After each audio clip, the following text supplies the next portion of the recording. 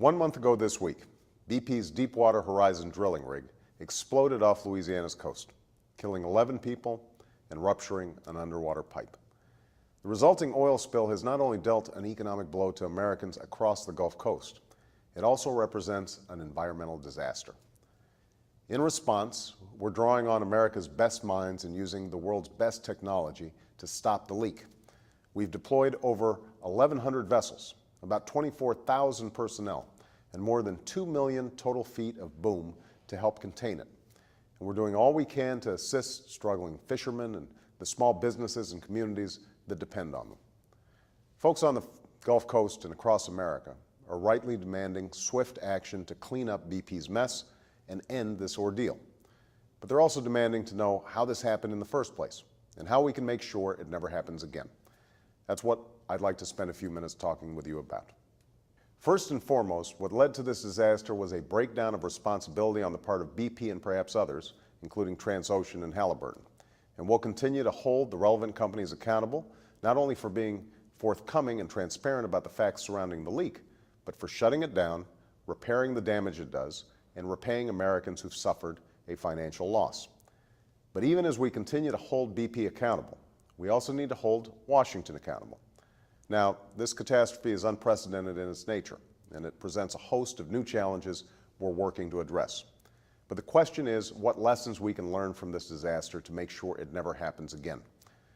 If the laws on our books are inadequate to prevent such an oil spill, or if we didn't enforce those laws, I want to know it.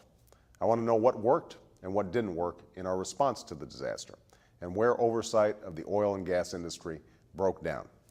We know, for example, that a cozy relationship between oil and gas companies and the agencies that regulate them has long been a source of concern.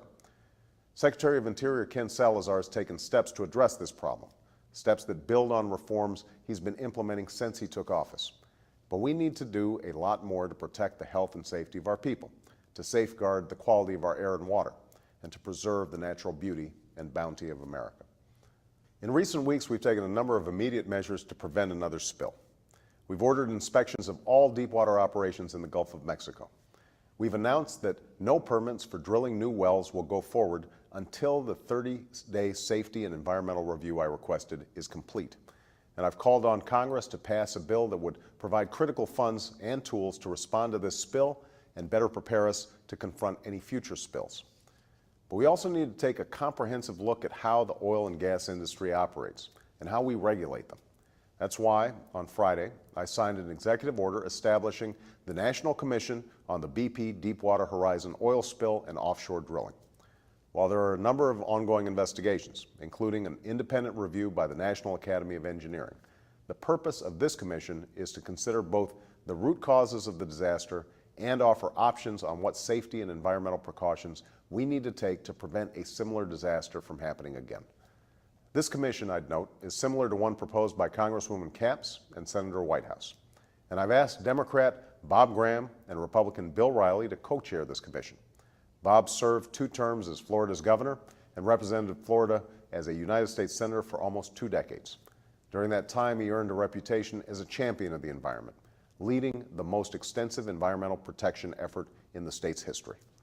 Bill Reilly is chairman emeritus of the board of the World Wildlife Fund, and he also is deeply knowledgeable about the oil and gas industry. During the presidency of George H.W. Bush, Bill was administrator of the Environmental Protection Agency, and his tenure encompassed the Exxon Valdez disaster. I can't think of 2 people who will bring greater experience or better judgment to the task at hand.